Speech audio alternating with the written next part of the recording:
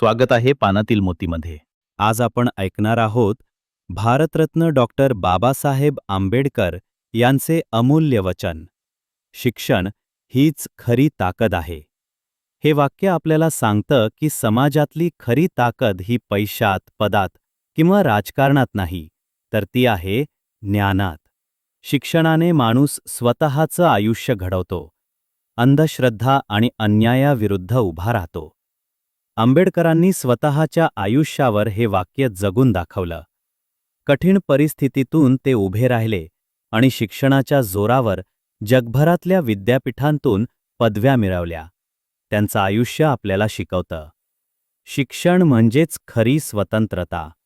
म्हणून मित्रांनो, शिकण्याची भूक कधीही संपवू नका, कारण शिक्षणच आहे खरी ताकद.